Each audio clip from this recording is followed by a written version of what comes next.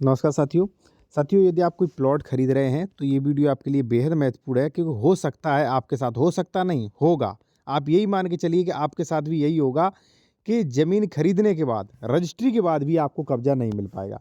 अब कुछ लोग कहेंगे कि भाई ये डराने के लिए, व्यू पाने के लिए कह रहे हैं। नहीं, ऐसा नहीं है, व्यू तो आएँगे ही आएँगे, लेकिन आप लोग का पैसा बचे, ये मेन चीज़ है। क्योंकि भाई पूरी जीवन भर की कमाई से प्लॉट खरीदते, वो भी चला गया तो भाई कहाँ जाओगे?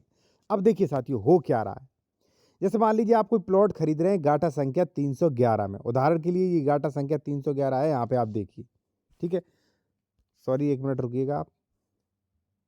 एक चीज़ साथियों और, अगर आप कोई भी बेहतर कानूनी सलाह लेना चाहते हैं, ठीक है, तो हमारा कॉन्टैक्ट नंबर वीडियो के डिस्क्रिप्शन में मिल जाएगा आपको। या कोई ज़मीन परचेज़ करना है, कोई डॉक्यूमेंट्स है, उसका वेरिफ़िकेशन करवाना है कि वो ज़मीन सही है कि नहीं, विवाद तो नहीं होगा, डबल रजिस्ट्री तो नहीं, सरकारी ज़मीन तो नहीं, वो भी आप चेक करवा सकते हैं। ठीक है, कॉन्टैक्ट नंबर वीडियो के डिस्क्रिप्शन में मिल जाएगा। अब देखिए साथियों, जब आप प्लॉट खरीद रहे हैं, ज़मीन खरीद रहे हैं, तो एक बात आप ध्यान रखें। भले ही आपकी रजिस्ट्री हो जाए, भले ही आपका दाखिल खारिज हो जाए, खतौनी में नाम आ जाए, फिर भी ज़रूरी नहीं है आपको ज़मीन मिल जाए कि कब्ज़ा मिल जाए, ज़रूरी नहीं है। ये इंडिया है, यहाँ पे शासन प्रशासन जो भी हैं, एसडीएम, तहसीलदार, पुलिस या जो भी लेखपाल वगैरह, वो अपना पेट भरने के लिए बैठे हैं, आपकी सेवा के लिए नहीं। ठीक है, आप किसी के पास जाओगे, सबको पैसा चाहिए, आप कब्ज़ा नहीं ले पाओगे। तो करना क्या है, होता कैसे धोखाधड़ी, सबसे पहले आप वो समझिए। होता ये है कि जैसे मान लीजिए 311 में आपने ज़मीन खरीदी, ठीक है? अब इसमें देख सकते हैं, इसमें है सैफुल्ला, इसमें तुराब, और ये मुराद खां, रामचंद्र, राम बहादुर, सलमा बेगम, फूलचंद्र, मूलचंद्र, शमशेर बहादुर, नरसिंह बहादुर, अच्छे लाल, केवाला देवी। तो इतने सही खातेदारक हैं, लगभग 12 सही खातेदारक हैं।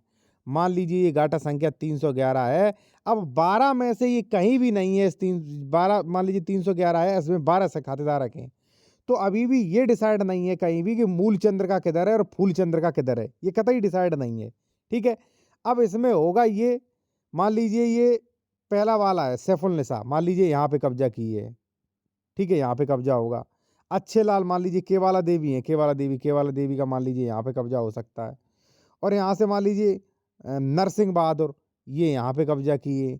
मतलब कोई भी कहीं भी कब्जा किए, और इसमें से हो सकता है एक आध खातेदारक ऐसा हो कि जिसका इस गाटे में कब्जा ही ना हो। ठीक है ना? अब होता क्या है, मान लीजिए 12 लोग हैं, 12 ने अपना कब्जा कर लिया, अपना कर लिया। ठीक है, अब इसमें जमीन बच नहीं रही। 2 सह खातेदारक ऐसे भी हो सकते हैं, मान लीजिए यहाँ पे रामचंद्र, राम बहादुर ऐसे हैं जिनका कहीं कब्जा ही नहीं है। ठीक है, और कब्जा मिलेगा भी नहीं, क्यों? क्योंकि भाई अगर मान लीजिए इन्होंने मकान वगैरह बना लिया होगा यहाँ पे, तो इसका ना सीमांकन हो पाएगा, ना अच्छे से बंटवारा हो पाएगा। ये 2 काश्तकार जो हैं, इन्हें कब्जा मिलेगा ही नहीं। सीधी बात कहने का मतलब साथियों हमारा ये है कि जब आप ज़मीन खरीद रहे हैं, ये 311 गाटा मान लीजिए आप खरीद रहे हैं ए व्यक्ति से, और यहाँ पे कई सारे खातेदारक हैं, ए, बी, सी, डी। तो यहाँ पे कई बार ऐसा होता होता है कि ए ने कर लिया इतना कब्जा, बी ने कर लिया इतना कब्जा, सी ने कर लिया, ए ने भी कर लिया, बी ने भी कर लिया, सी ने भी कर लिया। सबने अपना, एक ए ने बना लिया अपना हॉस्पिटल, बी ने बना लिया अपना मकान, और सी ने खुला दिया अपना डिग्री कॉलेज। अब यानी कि निर्माण हुआ, बिल्डिंग है। अब भाई डी कहाँ कब्जा ले? मौके पर ज़मीन है ही नहीं, डी को कहाँ से कब्जा मिलेगा? डी को अपनी ज़मीन छोड़ के जाना पड़ेगा। और यकीन मानिए कि 100 में से 10 केसेस ऐसे हैं जिन लोगों का ज़मीन है, रजिस्ट्री है, दाखिल खारिज है, लेकिन बेचारों का पैसा पूरा डूब गया और ज़मीन पे है ही नहीं। तो कहने का मतलब हमारा साथियों, सरल भाषा में आप ये समझ लीजिए कि जो ज़मीन आप खरीदने जा रहे हो, वहाँ पे सह खातेदारकों में कब्जा संबंधी विवाद है तो नहीं, ज़मीन पूरी हो रही है कि नहीं हो रही है। ठीक है, कहने का मतलब ये है कि मौके पर ज़मीन नहीं तो क्या होगा? अब जैसे मान लीजिए साथियों, ये 10 बीघा ज़मीन है, फिर उदाहरण दे रहा हूँ, ये 10 बीघा ज़मीन है। ए के नाम 5 बीघा है, बी के नाम 5 बीघा है। ठीक है, अब यहाँ पे गाटा संख्या है 211, ये गाटा संख्या था 311, 311 10 बीघा, 5 इसका, 5 इसका। अब 211 वाले ने यहाँ पे 2 बीघा ज़मीन जो है कब्जा करके अपना डिग्री कॉलेज बना लिया। मान लीजिए कोई एमपी विधायक था, इसने अपना डिग्री कॉलेज बना लिया 311 में कब्जा करके। ठीक है, अब हमें ये बताइए, ए जाएगा कोर्ट में, बी जाएगा कोर्ट में, इनकी 5-5 बीघा ज़मीन कैसे हो जाएगी? मुझे ये बता दीजिए, कहीं नहीं होगी। ठीक है ना, क्योंकि 2 बीघा तो इसने पहले ही इस पे निर्माण बना लिया है और अपना कानून इतना सख्त नहीं है कि किसी विधायक, एमपी, एमएलए या जो कब्जाधारी है उसे हटा दे जाके। बिल्कुल भी नहीं, वकील के पास जाओगे वो भी कहेगा कि भाई इसका कब्जा हटवा दो वरना कब्जा नहीं हटेगा। कहीं आपने सुना है कि जिसका बिल्डिंग बन गया उसका टूट गया हो? कहीं नहीं, कुछ भी नहीं होता है साथियों। ये कोर्ट कचहरी के नाम पे सब कलंक हैं, कहीं भी किसी को न्याय नहीं मिलता है, इसलिए आप अपना भाई पहले से देख के चलो, ठीक है? आपकी ज़मीन पे अगर बिल्डिंग बन गई तो आप यकीन मानिए कि वो कभी नहीं तुड़वा पाओगे। यही हकीकत है, चाहे किसी को बुरा लगे, ठीक है? एक चीज़ मैं आपसे और कहूँगा, जब भी आप ज़मीन खरीदें तो ये सारी चीज़ें चेक करें और दूसरा, अगर आप कोई भी कानूनी सलाह लेना चाह रहे हैं, कोई ज़मीन खरीद रहे हैं, उसका डॉक्यूमेंट्स वेरिफ़िकेशन करवाना चाह रहे हैं, तो हमारा कॉन्टैक्ट नंबर आपको वीडियो के डिस्क्रिप्शन में मिल जाएगा। आप बेहतर लीगल एडवाइस ले सकते हैं विशेषज्ञ द्वारा, ठीक है? और देखिए, अगर आप ज़मीन खरीद रहे हैं ना, तो क्या करिए? तो ये करिए, सबसे पहले तो आप ये देखिए उसके पास ज़मीन आई कहाँ से, ठीक है? उसे कहाँ से अधिकार अधिकार मिले, ठीक है? तो अधिकार अभिलेख देखें और कम से कम 10 वर्षों का अधिकार अभिलेख देखें, ठीक है? वर्तमान फसली वर्षी और पिछली फसली वर्षी, ठीक है? 2। दूसरा, करंट एवं लास्ट ईयर खतौनी, खतौनी भी देखें आप, लैंड मेज़रमेंट भी देखें, ठीक है ना? कि एक जैसे मान लीजिए आपको कोई कह रहा है कि मैं गाटा संख्या 311 में दूँगा, तो 311 किस किस साइड है? रोड की साइड है, किस साइड, लोकेशन क्या?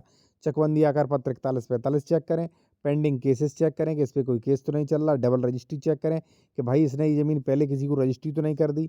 छठवां, ये चेक करें कि भाई लैंड डिस्प्यूट, कोई प्लॉट्स का मतलब कोई डिस्प्यूट तो नहीं चल रहा है। और सातवां, मैंने बताया आपको, लीगल लोकेशन मैप देखें। और आठवां जो है वो वहाँ पे 12 साला भारमुक्त प्रमाण पत्र, ये चीज़ आप जो है लोन वगैरह जो भी पेंडिंग्स हैं वो आप चेक करें, ठीक है? तो कहने का मतलब साथियों ये है कि अगर आप सीधा कहने का मतलब हमारा ये है कि भाई अगर आप कोई ज़मीन खरीद रहे हैं तो आप ये भी पता करें कि भाई इस ज़मीन पे जो है, जैसे मान लीजिए ज़मीन जो है जिसमें जैसे मान लीजिए 3 सह खातेदारक हैं, कि तीनों सह खातेदारक अपने-अपने पोजीशन में है कि नहीं? जैसे मान लीजिए ए, बी, सी तीनों का कब्ज़ा है कि नहीं?